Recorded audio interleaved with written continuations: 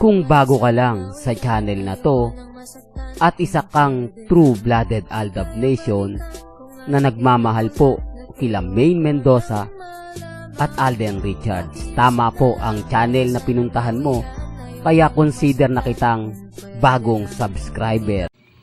Welcome back mga ka-Aldab. Ito na naman po ang inyong lingkod, si Mr. Destiny, at syempre po mga pabor na naman po sa atin ang sitwasyon. Maraming kumakalat ngayon na sinasabi nga po nila na si Mengay nasa Bulacan lang daw po, na si Mengay nagbabakasyon lang dito sa Pilipinas. Pero hindi nyo po ba alam na pumapabor pa rin po sa Aldab Nation ang sitwasyon, na kahit gano'n ang sinasabi po nila, kumbaga kumakampi sa atin si Mengay. Yan ang magandang mga usapin mga ka-Aldab, taliwas sa mga sinasabi at pahayag ng ilan. Yung pinipilit nila yung mga bagay-bagay na alam naman po nilang walang katotohanan, na alam naman po nila na puro sabi-sabi lang, di po ba? Kaya nga sabi ko mga ka-Aldab, mahirap po talagang ipaliwanag, lalo na nga po pag wala kang ebidensya at resibo. Kaya nga sabi ko sa inyo, lumalabas naman po yung totoo. Sample ko nga po, di po ba, sinasabi kong nasa Bulacan si Mengay. Nung naglabasan po yung mga photos ni May sa Bulacan, kuha ng pamilya niya at yung mga malalapit po sa kanya na taga Bulacan, doon lang sila naniniwala. Pero yung mga sinasabi nila mga ka-Aldab, hindi naman po lumalabas Sinasabi nila, parehas lang naman kami ng update ni Mr. Destiny. Wala rin naman siyang ebidensya at resibo. Pero may lumalabas. Sila, paano po nila masasabi na si Mengay nasa District 1? Kung wala naman pong may papakitang ebidensya at resibo. Yan ang po pwede po kasi ibasag po sa atin ni Maine. Kaya nga sabi ko, kinakampihan pa rin po tayo ni Mengay at yung mga malalapit po sa pamilya Mendoza. Kaya nga po yung mga Aldab Nation, talagang tinutulungan tayo. Di po ba sinasabi nila, tuloy mo lang yan Mr. Destiny, hayaan mo lang yan, matatapos din yan. Kumbaga lalabas din ang katotohanan. Yun naman po yung gusto natin mangyari. Di po ba? Lalo na po ngayon, mainit ang issue sa Itbulaga, na kung saan bagsak na naman po talaga yung ratings. Totoo naman po pinipilit lang po nilang iahon. Tapos nagkakaroon pa ng problema sa financial o sa pera ang TV5 dahil hinahabol nga po nila yung babayaran o dapat makakuha po nila sa ABS-CBN. Dati-rati pagdating sa pera walang problema, no? Matatandaan niyo po ba yan? Pasensya na po. Lalo na nga po mga ka-Aldab kapag ang pinag-uusapan sina Mengay at yung Itbulaga. Nakakalungkot lang po mga ka-Aldab kasi ang dami pong mga kwento na talagang hindi maganda, hindi kaaya-aya. Pero okay lang. Kasi ako naman po yung tipo na nagbibigay po ng update. Ako naman po yung tipo na kapag nakakuha ng impormasyon, di po ba agad-agad kong binabato sa inyo. Sa nangyayari sa Itbulaga, wala tayong pakialam dyan mga ka-Aldab. Pero apektado raw po dyan si Maine. Dahil, kumbaga, syempre mas papaboran niya pa rin po ang Itbulaga na magkakaroon nga po ng mga issue. Kaya nga ito yung sinasabi ko sa inyo, ang pagtatapos ng Sarsuela.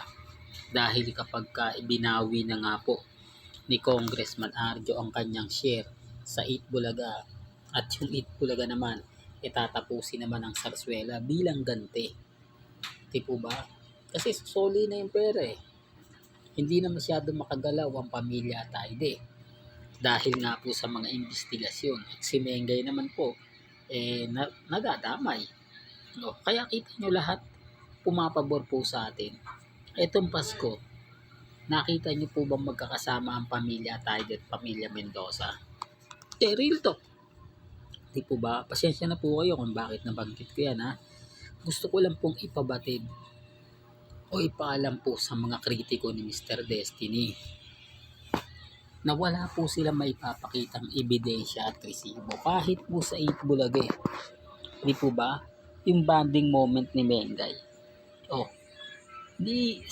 buti pa po nga sina Alden at si Maine. Kahit pa paano, yung pamilya ni Alden at pamilya ni Mengay napasama sa Itbulaga. Dahil ito mga kaaldab, si Ibiang po ba? Si Nanay Dab? Nagsama po ba yan? Nag-guest po ba yan sa Itbulaga na para lang magsama? O issue na naman yan, Mr. Destiny. Alam mo, mahilig ka talaga sa mga intrigang ganyan na kumbaga mapapaisip ka. Hindi, totoo naman po. Alam nyo, hindi ko naman po ito malalaman. Hindi ko naman po ito mabubuo kung wala rin mga taong nasa likod ni Mr. Destiny na nagbibigay po ng update, na nagbibigay po ng ganap. Di po ba? Kung po pwede nga lang pong picturean, videohan yung mga nangyayari kay Mengay. Kaya lang, hindi po pwede.